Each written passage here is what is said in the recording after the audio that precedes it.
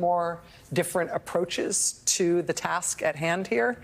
I had a television executive once tell me that everything you need to know about a live event on television, you can tell with the sound off.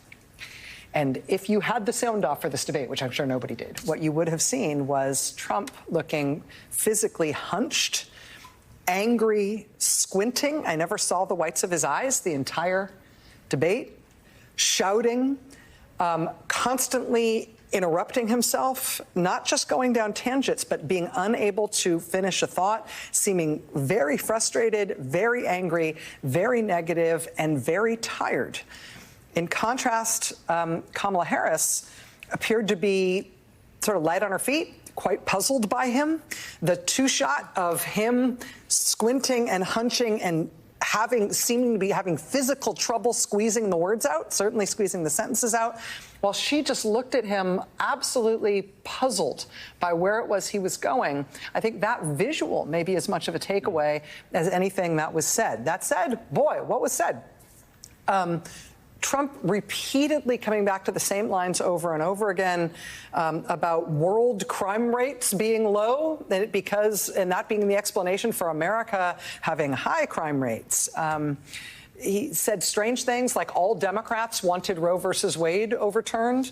He said that it is legal to kill children in the United States. He insisted that he saw something on television about eating dogs. That was one of the weirdest moments of the debate, saying he saw it on television, so therefore he knows it's true, and so therefore what the police said about it can't be true. Kamala Harris kept going back to her plan, her campaign, but also kept going directly at him. She told him that military leaders who have worked with him have told her that Donald Trump is a disgrace. As she said to him, that you are a disgrace. She described him as confused and unable to understand that he lost the election. She said he was fired by 81 million people, and he's having a very difficult time processing that. She said he was handed $400 million on a silver platter and then filed bankruptcy 6 times. She said people leave his rallies early due to exhaustion and boredom. In talking about the Russia-Ukraine war, she said Putin would be sitting in Kyiv if you were president, with his eyes on the rest of Europe, starting with Poland. And why don't you tell the 800,000 Polish Americans right here in Pennsylvania how quickly you would give up for the sake of favor and what you think is a friendship with what is known to be a dictator who would eat you for lunch? I've never seen a starker contrast in presentation from two candidates in any debate, in any type of contest, in any political race. I think that's because there hasn't been one. Now, I think that we all know that maximum humility is required of us, particularly in the next 57 days. We do not know the outcome of the election. Yeah. But if these matter at all in the outcomes of said elections, it should be over. Because she didn't just prevail in every exchange. She prevailed at the humaning. Questions that were deeply personal, she turned into questions not about herself, not about her campaign, not about the Democratic Party, not even about Donald Trump, but about the country. The whole beginning was, I don't know if he noticed, his synapses did not seem to be firing, but she got out her entire economic agenda. The thing that Chris Christie suggested she do, use this as an opportunity to say what in the first 2 minutes. She did it in about the first 8 minutes. Yeah. It was all out there. You know, to the degree that Trump has support because his supporters are scared or nostalgic about an America that's slipping away. I suppose that was somewhere in there. You know, for what it's worth, the Drudge Report has him, you know, a picture of him with the cat saying it's over. I mean, and to the degree that it's our job to cover what the campaigns do and the political apparatus, the Trump campaign is going to plans B, C, and D, and they have them. You know, they're dark and they're dirty and they're heinous. What do you mean? You know, they're going to the types of things that Trump tweeted about, the threats, the retribution, the placement of allies on election boards, as they've done in the state of Georgia. Because this did not win Trump any new voters. Lawrence? You know, we are now seeing maybe the second presidential debate in history where Poland might be the deciding issue. that point you isolated, 800,000 Polish people in the state of Pennsylvania. Kamala Harris reached out directly to those voters. If she got 10,000 of them to focus on the threat to Poland that Vladimir Putin represents, she may have won the presidential election in that particular response. Let's start at the beginning. When they entered, I was wondering what was going to happen. Would there be a handshake? Yeah. We're going to see that video more than once. It's Donald Trump running away from her. It's Donald Trump trying to turn away as the adult in the room approaches and crosses to do what every presidential candidate before her has done in that situation, which is to extend her hand to the other candidate. And Donald Trump runs away from it until he can't. She literally has to corner him to shake his hand, and she does it. Two things I would point out quickly about it. You heard the person who was president of the United States on January 6th say to the American people, I wasn't responsible for security. President of the United States, commander-in-chief is what this job is about, and he's saying when they're attacking the Capitol and I'm doing nothing for 2 hours and more than 2 hours, I wasn't responsible for security. Another thing you isolated where he said that Democrats and everyone wanted Roe versus Wade overturned. Here's the problem with that lie. That's his worst lie of the night, because he was lying to the voters. About the voters. Yeah. He was lying about you, and you know it. More than 60% of the country is sitting there saying, he's lying about me. I'm a Republican, and I didn't want Roe overturned. I'm a Democrat. I'm an independent. I didn't want Roe overturned. He actually lied directly to the voters about the voters. Joy? I think the moment that the debate went completely sideways for Donald Trump was the moment when Vice President Harris was very smart about saying, she said, I'm the only person. This was an answer about immigration. David Muir asked about illegal border crossings. We knew that question was coming, that they were going to talk about that, talking about it reaching a record high, numbers have dropped, blah, blah, blah. She says, I'm the only person on this stage who's prosecuted transnational gangs, trafficking drugs and human beings. She talks about that bill that was on the table that Donald Trump called Republicans and said, don't vote for because he wanted the issue, but he didn't want to solve the problem. He just wanted the issue for the election. And then she did what I think is the smartest thing of the night, and it is the thing that we got from Hillary Clinton that she was being advised to do. Get him with the one thing that will completely destabilize him for the rest of the debate, and it did. And you named it before. It's when he said, essentially, she said that we need a leader who focuses on solutions. He's going to talk about immigration when it's not even the subject, because he kept going back to the millions of people and they're all criminals. And he kept doing it, and she called him on it. And she said, note that he's going to talk about immigration when it's not the question. And I invite you to attend one of his rallies where he talks about Hannibal Lecter. And I want you to know that people at these rallies start leaving early. What you won't hear him talk about is you. That ended Donald Trump's, the cheese being firmly affixed to the cracker. He literally, after that, could not stop interrupting. But the look that was on Vice President Harris's face, I kept screenshotting her face. The look said pity. She looked like she pitied him. And she kept looking at him like, are you okay? And she finally said, I think you're having a hard time connecting with reality. Donald Trump got destroyed in this debate because he can't control his mind. And you don't want a president of the United States that is not in full control of his mind. It was by far the best debate performance against Donald Trump ever by anyone, I think.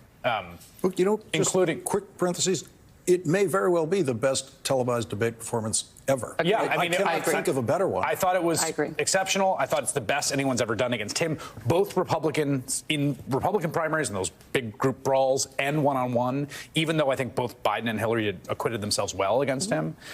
The thing that she did, and it almost became like comical at a certain point, was she's doing two things every time. What do I want to communicate? Because we're talking about how do you negotiate this, right? How much him, how much you? What do I want to communicate about what I'm doing? And then, in the midst of that, just this little lure for the fish, and it could be John McCain. You know, if you bring up John McCain, he's going to litigate John McCain. It could be very fine people at Charlottesville. You know, if you bring up very fine people, he's going to swim upstream to go talk about very fine people. It could be suckers and losers. He's going to go talk about suckers and losers. Every single time, she would communicate, and then she would leave dangling this bait. And he would swim up to the bait. And the bait was always a thing that Donald Trump is obsessed with about himself. Yes. A grievance, a thing in the past, the well-worn things that we've heard him go on and on about. Nancy Pelosi was the reason that January 6th got attacked, yada, yada. And every one of them just served to reaffirm the fact that the guy is old, out of it, and obsessed with his old grievances. And I will just say as a final point, to your point on humility, I have no idea. Like, you could come out of this and the polling's going to be exactly the same. Yeah. Or you could tell me that some group of swing voters are like, I don't know. I don't have the mind of a swing voter, obviously. I don't know. I don't know. I'm humble on that. Yeah. What I saw was someone totally outmatched in every single way. Can I just add, though? No, you go. I think that we have all been tough and critical of the press. ABC did a very fine job. Yes, they did excellent. reporting on the eating of pets, Which is important. Like, you got to say it. I mean, Yes. and I think sometimes people are reluctant to put themselves in a story. David Muir didn't hesitate to say, I went back and watched the tape. You didn't sound sarcastic to me when you said, I lost by a whisker. Kamala Harris got Trump on three sides of whether or not he won in 2020. He said, I won, and then he said, I said sarcastically that I lost by a whisker, and then David Muir ended it by saying, no, that wasn't sarcastic. So what the American people heard was Trump on three sides of the outcome of 2020. And David Muir and Lindsey Davis played an important role in that. They were excellent. I think kudos to them because they did just enough fact checking not to be to be a part of the debate, but to make sure that really egregious lies were shut down. The one thing I would add is theatrically, what Vice President Harris did that I thought was very smart was that when she was saying something about Donald Trump, particularly when she was talking about the way foreign governments that she has interacted with think about him, she looked at him. Yes. And he would not look at her. He would not. He would not look at her. He stayed and he glowered into the camera. And that two-shot, I think, puts her at a stature so far above him. He looked weak and he looked afraid because he wouldn't look her in the eye. And she said, you are a disgrace. And I'm not saying I'm saying you're a disgrace. I'm saying that the people that I speak with that are heads of military leaders who have worked with you, tell me that you are a disgrace. And in order to say you, she has to turn to him, and he can't bear it. He can't bear it. And then he, in his own defense, he goes to Viktor Orban. And you could almost hear the entire audience laughing because you're like, you've got to be kidding. That's your defense, Viktor Orban. And his other good one was when he tried to explain how it was his idea to get out of Afghanistan, but it was a terrible idea. He says, well, he names like a random name of an Arabic name and says, well, that guy loves me. Yeah. Like he didn't have anyone that he could point to that was like a character witness. He also invented a head of the Taliban named Abdul. Which is not the name of the head of the Taliban, just to be clear. He just like randomly named him. Just one more thing, and then I know we have colleagues, whatever, but just on the abortion answer, which was like, to me, was like the worst moment in the first debate because Joe Biden got asked an abortion question and he just did not deliver the answer that, is right there. She destroyed him on the abortion answer. She talked about why we're here. She talked about the consequences in the real world of women bleeding out in a parking lot waiting to get care because they have a miscarriage that they cannot be treated, and 12-year-old survivors of incest. She completely destroyed him on it. She sort of gave him no territory to like wiggle away from it, and also he refused to say he would veto a national ban. Yes, and which he could, and J.D. Vance said he could. He could have, and he didn't. It's now 11 o'clock on the East Coast. You are watching our coverage of the second presidential debate, the first debate between Vice President Kamala Harris and former President Donald Trump, which concluded just a few minutes ago in Philadelphia. I mean, Chris, to your point about news being made here, Trump refused to say that he would veto a national abortion ban. Trump also repeatedly refused to say that he thinks or thinks that it would be good or wants for Ukraine to win the war against Russia. Yeah, given half a dozen opportunities. Yes, he would not say it. And then he talks about how he's very concerned about the number of troops that Russia has lost after they invaded another sovereign country. I mean, it was stunning. Joy, to your point about the way that Kamala Harris turned it to him directly, I just want to read that part from the transcript. Kamala Harris says to the camera, Donald Trump was fired by 81 million people. So let's be clear about that. And clearly, he's having a very difficult time processing that. But we cannot afford to have a president of the United States who attempts, as he did in the past, to upend the will of the voters in a free and fair election. And I'm going to tell you that I have traveled the world as vice president World leaders are laughing at Donald Trump. I mean, he cannot bear the idea of somebody laughing at him. World leaders are laughing at Donald Trump. I have talked with military leaders, some of whom work, and then she turns, with you. And they say, you're a disgrace. And when you then talk in this way in a presidential debate over and over again about court cases you've lost because you did, in fact, lose that election, it leads one to believe that perhaps we do not have in the candidate to my right the temperament or the ability to not be confused about that fact. And that's deeply troubling. And the American people deserve better.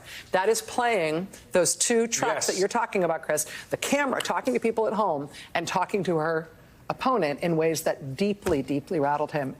And she's able to do it in the same answer.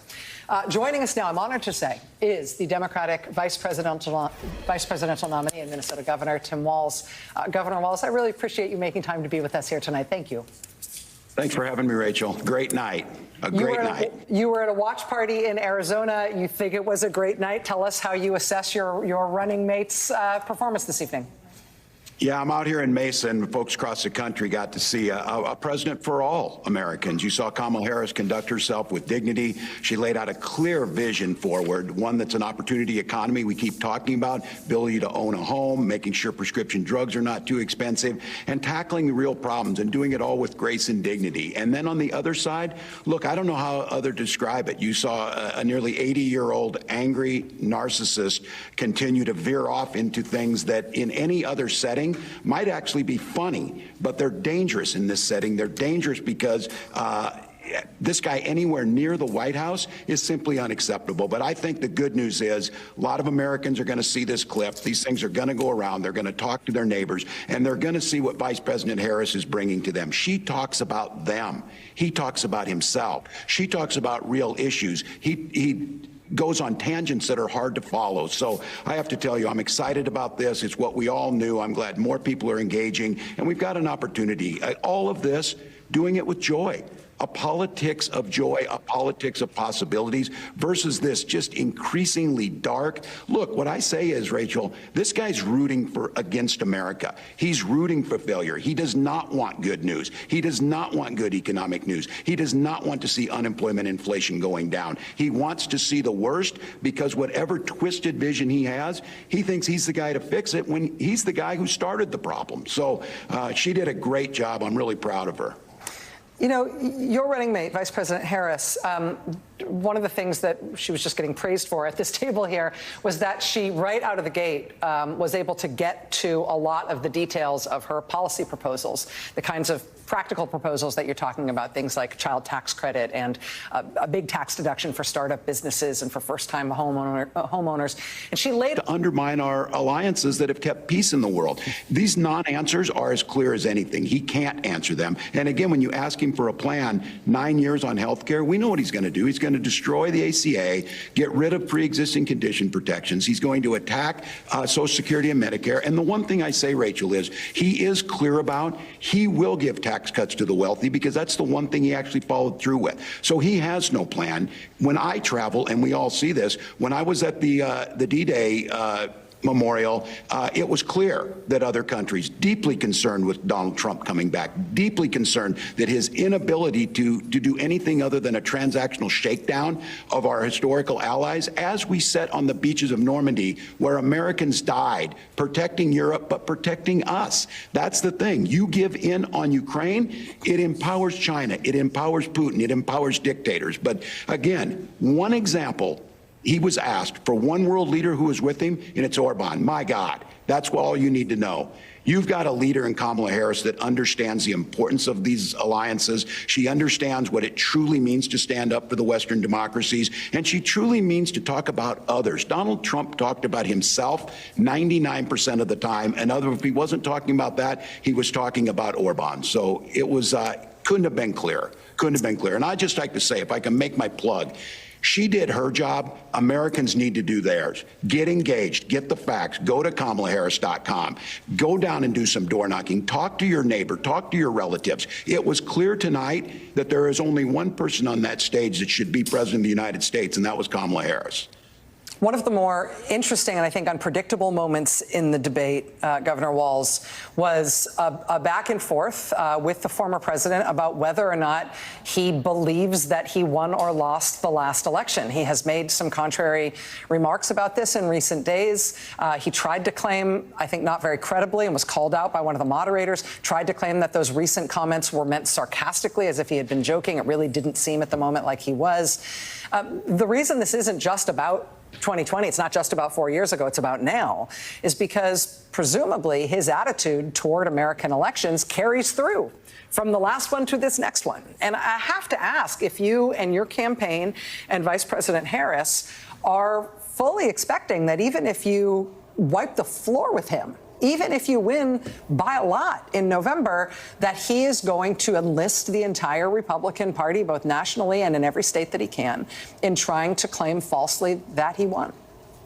Yeah, that's who this guy is. And let's be very clear. This is a threat to the democracy. It is the most treasonous thing you can do to undermine what was fair and free election. He's never had anybody support anything other than a pillow guy support his insane rhetoric around this. But look, this is dangerous. 140 police officers were hurt and some were killed. This has caused issues across this country.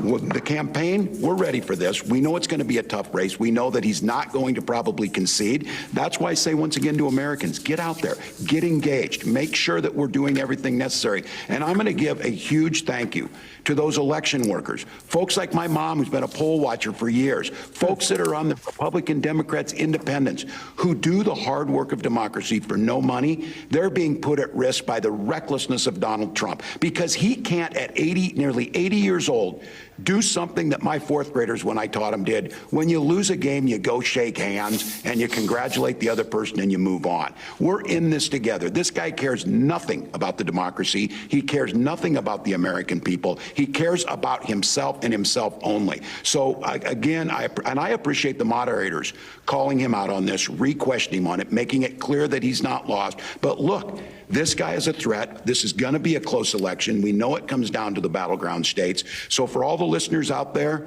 we need you.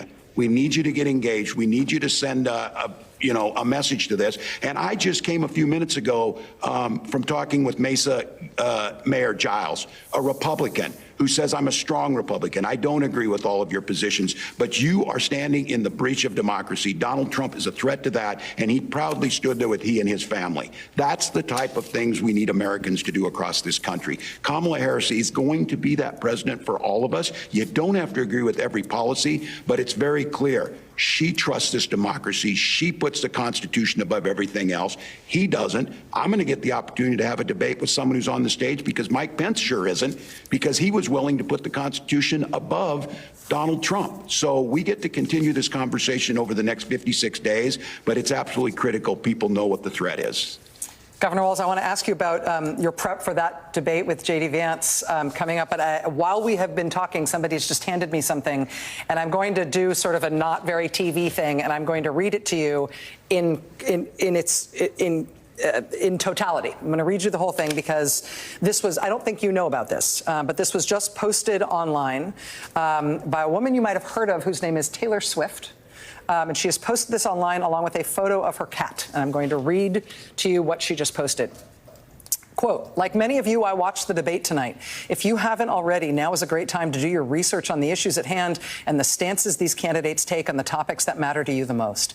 As a voter, I make sure to watch and read everything I can about their proposed policies and plans for this country. Recently, I was made aware that AI of me, quote me, falsely endorsing Donald Trump's presidential run was posted to his site. It really conjured up my fears around AI and the dangers of spreading misinformation. It brought me to the conclusion that I need to be very transparent about my actual plans for this election as a voter. The simplest way to combat misinformation is with the truth. Then she says, quote, I will be casting my vote for Kamala Harris and Tim Walz in the 2024 presidential election. I'm voting for Kamala Harris because she fights for the rights and causes I believe need a warrior to champion them. I think she is a steady-handed, gifted leader, and I believe we can accomplish so much more in this country if we're led by calm and not chaos. I was so heartened and impressed by her selection of running mate Tim Walz, who has been standing up for LGBTQ+ rights, IVF, and a woman's right to her own body for decades. I've done my research and I've made my choice. Your research is all yours to do, and the choice is yours to make. I also want to say, especially to first-time voters, remember that in order to vote, you have to be registered. I also find it's much easier to vote early. I will link where to register and find early voting dates and info in my story. With love and hope, Taylor Swift, signed Childless Cat Lady. I have to get your response to that, Mr. Governor. All those things, I am incredibly grateful, first of all, to Taylor Swift. I say that also as a cat owner, a fellow cat owner. Look, Swifties, you heard it. We know that it's there. That was eloquent, and it was clear. And that's the type of courage we need in America to stand up. We've seen it out of those Republicans who were at the DNC. We've seen it out of women who would like to have their own personal lives kept personal, but are forced to go out there because they nearly died because they can't get abortion services in a pregnancy. And now you have somebody like Taylor Swift coming out, making that very clear. This would be the opportunity, Swifties. KamalaHarris.com. Get on over there. Give us a hand. Get things going. Governor Walz, you do have your own debate with J.D. Vance that is coming up and coming up quickly. Have you started prepping for that yet, or do you have thoughts already about how you're going to approach that? Yeah, I need to. Look, he's Yale law guy. I'm public school teacher, so we know where he's at on that. Sure, I think it's a good opportunity to contrast where we're at. You'll hear me talk like I have about things that impact Americans, making sure they have the opportunity to thrive, making sure that we're being factual in how we talk about that. And so I'm looking forward to it. I'll work hard. That's what I do. I fully expect that Senator Vance, as a United States Senator, a Yale law guy, he'll come well prepared. But I think what you saw tonight is the American public is on the side of truth. The American public is on the side of things that impact their lives in a positive way. And I'll continue to put that out and continue to lift up this incredible vision that Kamala Harris brought out tonight, this incredible just change in our politics to be joyful, hopeful. And look, she did what it is. We can be joyful, but don't mistake her kindness for weakness, because she called that out. And I said, I did enough lunchroom supervision. You put bullies in their place, and she put a bully in his place all night. And right before our eyes, Donald Trump got angrier and smaller and more irrelevant. We need to keep pressure on for 56 days and win this thing. We don't know yet what the voters will think of tonight's debate. We don't even know yet how many people have tuned in and watched it. The immediate reaction from the political observers who I serve with here at MSNBC was that your running mate, Vice President Harris, essentially wiped the floor with Donald Trump tonight. Joy Reid said the word that she chose was destroyed. Chris Hayes and Lawrence O'Donnell had an interesting colloquy between them as to whether or not this might have been the best televised presidential debate. She's bringing this new hopefulness, this ability to be able to articulate what Americans are asking for. The agenda that he brings up, no one's asking for that. He can, in his mind, 99% of people, whatever that is, it's him and whoever else is in his head. Those are the people that are thinking that way. So, look, she'll make that decision. We agreed to these two debates. We will carry them out. We'll see where it goes. But again, I would just encourage Americans, don't believe this thing's over by any stretch. This thing is going to be a margin of error race. We know that it'll be close. We know that there will be attempts to try and discourage people from voting. But Taylor Swift's right. Get registered early, get engaged, and voting's the entry point. Maybe make a few phone calls, do a door knock. If you can, contribute. Those are the things that help us take this message to every corner of the country. Democratic vice presidential nominee, Minnesota Governor Tim Walz. Sir, I know a lot of pressure on your schedule tonight. Thank you so much for spending some of it here with us. Thanks, Rachel. All right. Good luck, sir.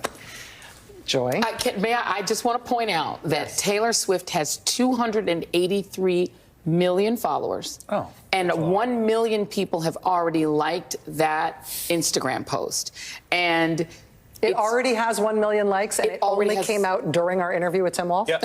It happened a little before he came out. Yes, and it's not even the first post she posted. She's posted like 3 other things since then. So Taylor Swift is not just a celebrity.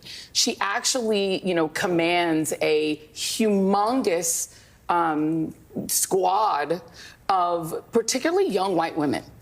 And I think it's important to point that out, because one of the places that Democrats have never been able to do well is among white voters, even young white voters, even young white women. Dobbs has changed a lot. But you've also had people like Taylor Swift come in and culturally put forward a version of young womanhood that is super modern. And she has been relentlessly attacked by the J.D. Vance world as being a bad role model because she is unmarried. And so she now is leaning into the exact demographic that J.D. Vance relentlessly targets, that he relentlessly disrespects. And she commands so much popularity among her super fans that they've changed the NFL in a lot of ways. Yeah. So it's not a small endorsement. It's a big deal. And a lot of her fans are too young to vote and too young to buy concert tickets and don't have revenue streams to afford the concert tickets. So Taylor Swift's fandom is made up of her fans and their parents. Yeah. Their Yes. moms and their dads. And if there were ever a campaign and a candidacy tailor-made for a push for girl dads on choice, on eliminating exceptions for rape and incest, on the positive role model and leadership and humility and joy that Harris is bringing, this may be a sort of door swinging open for the girl dads for Harris. Can I just say, as a hopeless bleeding heart liberal who's also an enormous football fan, I didn't think we were going to get football in the national divorce, but I with the Travis Kelce situation, like, I did not see that coming. But somehow we're sort of ending up with it, and I'm just going to say I will take it. And note that Kendrick Lamar is going to be in New Yes. Orleans, and he's going to be the halftime show. And it's like it's also a theme of the Harris campaign is they're not like us. But in a real way, to your point about the Taylor Swift and Travis Kelce and that what that is sort of a pop cultural phenomenon. This idea of the sort of weirdness and extremism and J.D. Vance going on all these podcasts where in the manosphere, where you like talk about how, the purpose of a postmenopausal woman and all this stuff. That it is really true that like this sort of fringe weirdness is a huge part of what is the modern right, what is the Donald Trump coalition, and like the RFK endorsement and all this stuff. And it is a strange cultural moment in which like that is their play. Their play is like the RFK vote and the Manosphere podcast, Yes. Versus the Taylor Swift, Travis Kelce. It's the Argentina election. J.D. It's Vance is the protege. The only jobs he has really ever had are as the protege of an eccentric right-wing German billionaire who says democracy should have never been attempted and everything's gone downhill since women had the right to vote. Yeah. That's the only person he's ever had jobs working for. For real. And that's who bought him his U.S. Senate seat, $15 million to give him that Senate seat. It's the only election he's ever run in. And they put him as vice president to Donald Trump. They could have picked somebody to normalize Donald Trump, but instead they picked the intern to the eccentric billionaire who doesn't believe in democracy and who spent a good part of his own political life trying to convince his fellow rich, eccentric right-wing billionaires that they should move to floating shipping containers in the middle of the sea because no land-based continent could contain their brilliance. And by the way, he is now the person with the second closest finger on the button to a 78-year-old declining senior citizen who you can see right now is cognitively declining. And not only that, but they are running against the whole culture. It's Beyonce and Taylor Swift and Kendrick Lamar. It's Budweiser and the NFL. All of it. It's all of it. All of it. But it's a 50-50 race. I mean, I hate to wrench us back to reality, but it's literally a tied race. Yes. I've never been impressed by celebrity endorsements. I think they are helpful to the base that you already have. They tend to be people who the base already identifies with. This is someone who crosses it all. This is, I think, the most important celebrity endorsement we've ever seen in a presidential campaign, especially because it is so close and it can make that kind of difference.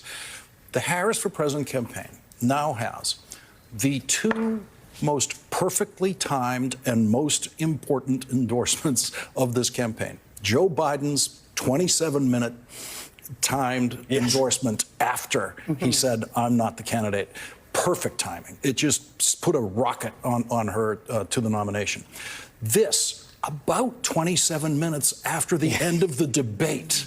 And it's so important, I think, to the people who are going to be consuming that Taylor Swift endorsement, including those fathers of 8-year-old girls. And that she said, I watched the debate.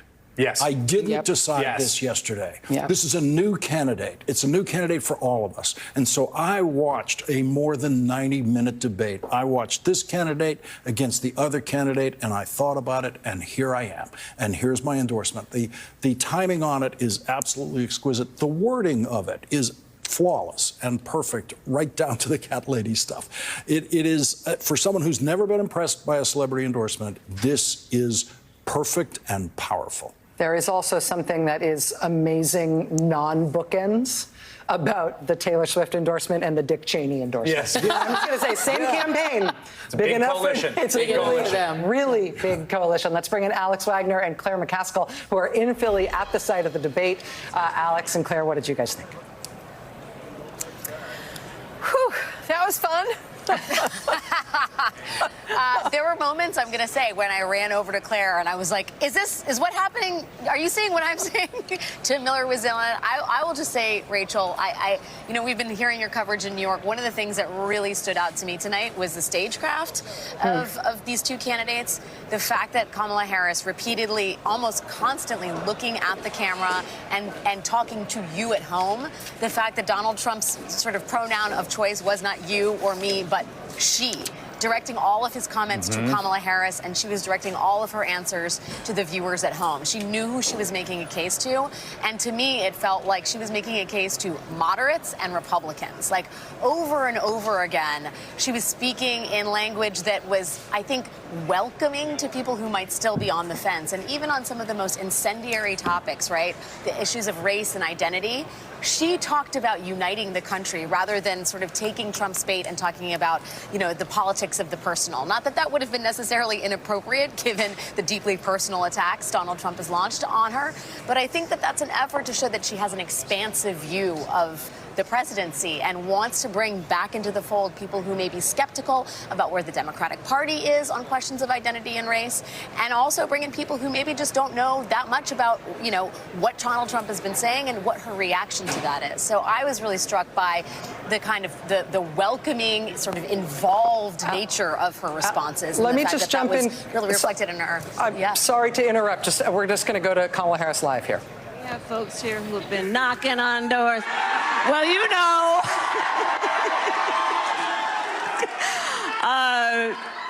but we have a lot of work to do, okay? And tonight, I think, highlighted for the American people what's at stake. I started the debate by talking about it, and it became apparent, I think, throughout that about an hour and a half, that look, this is very much two different visions for our country. Ours, which is a vision for the future, and his, which is about the past and taking us backward. And as I said on the debate stage, we are not going back. We are not going back. And so we know what we're fighting for. We know what we stand for, and that's why we know what we're fighting for. We're fighting for the dignity of all people. We're fighting for the dignity of work. We are fighting for middle-class families. We are fighting to uplift people, understanding the true measure of the strength of a leader is not based on who you beat down, it's based on who you lift up. That's what we stand for. And so we've got some work to do because, listen, I think today was a good day, and it kind of was. But we have 56 days to go, and guys, we're still the underdogs in this race. It's tight. We have got to win Pennsylvania, and we are going to win Pennsylvania. And it is because of you. It is because of you who have signed up, who have volunteered. You are organizing. You're helping us to email and text and knock on doors and talk to your neighbors and your friends. And here's the thing about the spirit of our campaign. It is people-driven. It is about the people. It is about uplifting our country. This is a campaign born out of love of country. We love our country. We believe in who we are. We believe in the American people. This is a campaign about bringing folks together, knowing the vast majority of us have so much more in common than what separates us. It is about inclusion, and it is not about division, and it is not about demeaning and name-calling. It is about lifting folks up, working folks, families, children, people who are not just trying to get by, but trying to get ahead. That's what we stand for. So let's get out here for these next 56 days. Hard work is good work, and we will win. We will win. See you later.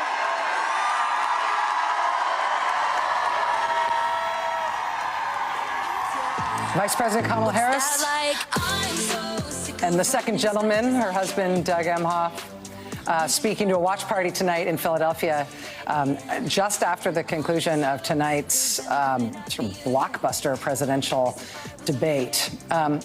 They're playing Taylor Swift right now, and that maybe they'd be doing it anyway, but Taylor Swift just issued her mega celebrity endorsement of the Harris-Walz campaign with a post on Instagram that, as Joy pointed out, had instantly a million likes and counting. Perhaps the most anticipated and potentially most consequential presidential celebrity campaign endorsement that we've seen, and I don't know how long. I don't even know what to compare it to. Can we go back to our friends Claire and Alex, who are in Philadelphia in the spill room? Claire, we so rudely ripped the camera away from you because we wanted to get Vice President Harris in her live remarks at that watch party. But I need to hear more from you about what you thought about her performance tonight and how this went.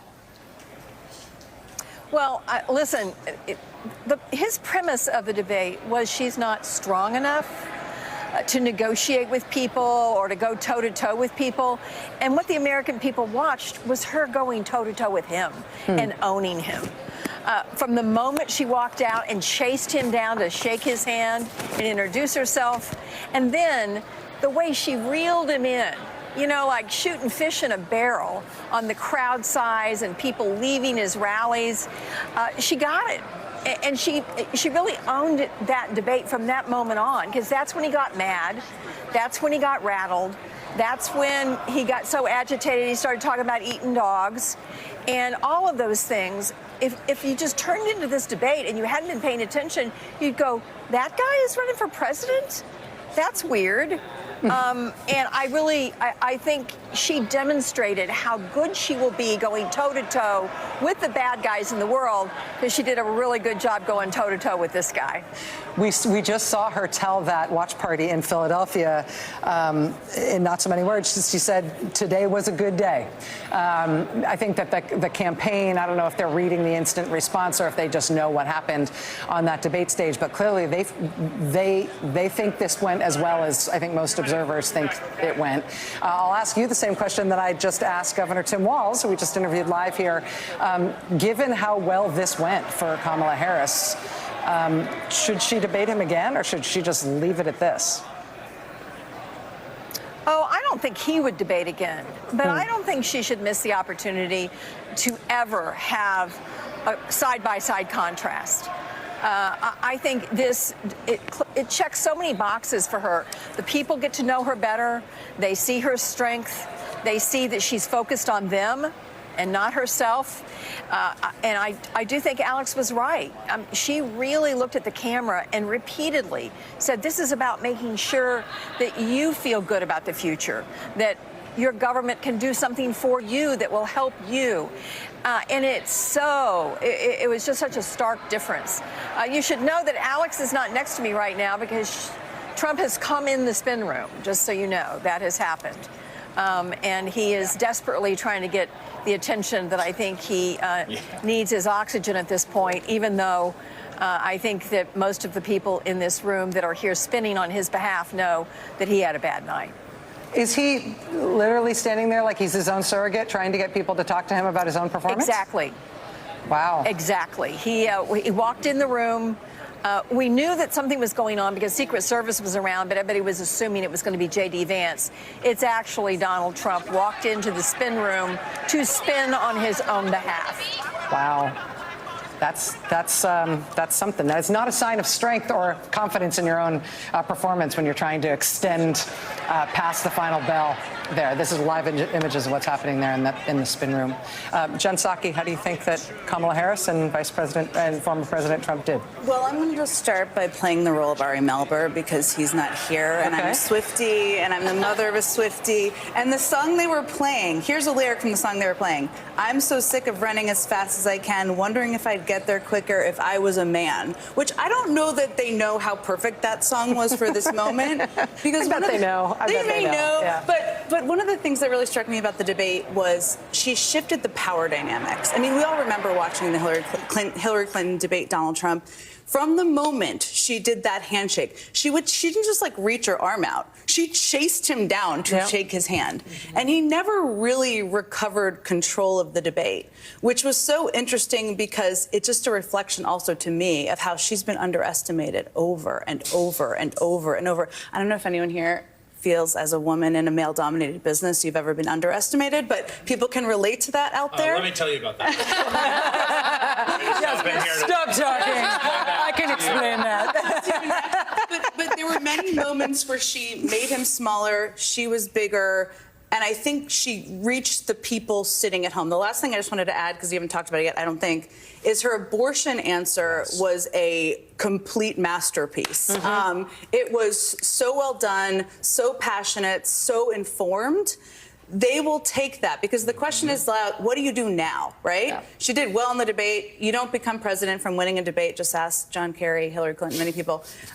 They can take that. They can use that to build support among the women that they need more support. The white women, as Joy was talking about, she's not where Joe Biden was among women quite yet in terms of what the percentage of what he won in 2020. There's more room to go. That abortion answer, I thought, was one of the best moments among a debate with many great moments. All right, we are going to take a very, very quick break here. We have a lot more to get to here tonight, including a check-in with member Jacob Soboroff, had all those undecided voters in Arizona who were all saying ahead of the debate what they wanted to see.